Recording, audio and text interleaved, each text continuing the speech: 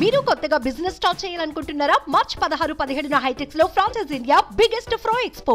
Street food courts లో కావచ్చు, restaurants లో కావచ్చు, శాకాహారులు ఎక్కువగా ఇష్టపడే వంటకం గోబీ మంచూరియా.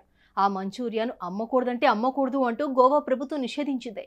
ఆ వెంటనే కర్ణాటక కూడా గోబీ మీద బ్యాన్ విధించింది. ఇంతకీ ఆ ప్రభుత్వాలు ఎందుకు ఇలాంటి నిర్ణయం తీసుకున్నాయి కనుక్కుందాం పదండి.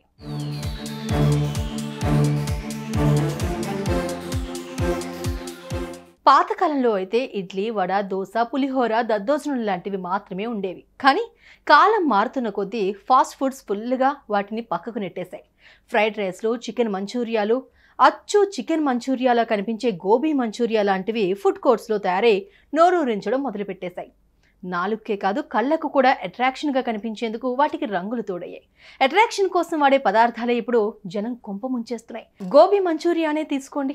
క్యాలీఫ్లవర్కు cornflour, soya sauce, vinegar, chilli sauce, అల్లం, వెల్లుల్లి, టేస్టీ సాల్ట్ లాంటివి కలిపి ఈ స్నాక్ను తయారు చేస్తారు. అల్లం, వెల్లుల్లి లాంటి వాటితో సమస్య అయితే లేదు, కానీ గోబీ మంచూరియాకు చక్కటి రంగు వచ్చేందుకు వాడే రంగుల వల్లే పరమ డేంజర్ అంటున్నారు డాక్టర్స్. ఇంతకీ రంగుల వల్ల ఏమవుతుంది?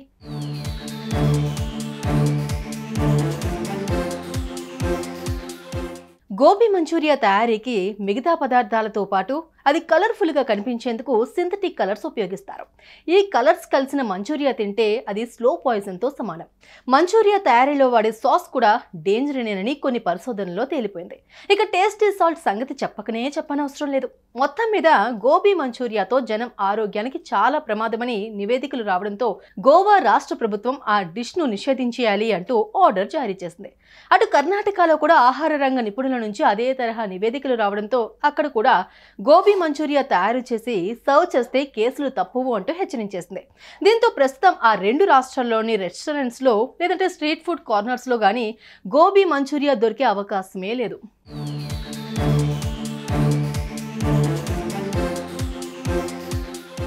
ఈ రెండు రాష్ట్రాలు ఈ క్రిస్పీ డిష్ను నిషేధించడాన్ని గమనించిన ఇతర రాష్ట్రాల ఫుడ్ క్వాలిటీ కంట్రోల్ ఆఫీసర్స్ కూడా గోబీ మంచూరియా మీద ఫోకస్ పెట్టారు.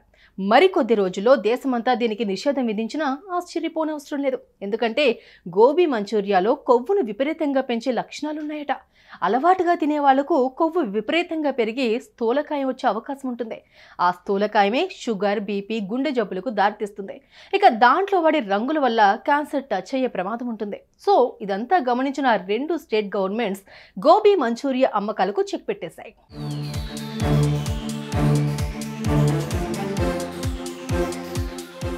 ఇలాంటి విషయాలను విన్నప్పుడు ఆ కాస్తంత రంగు వేస్తే ఏమవుతుంది?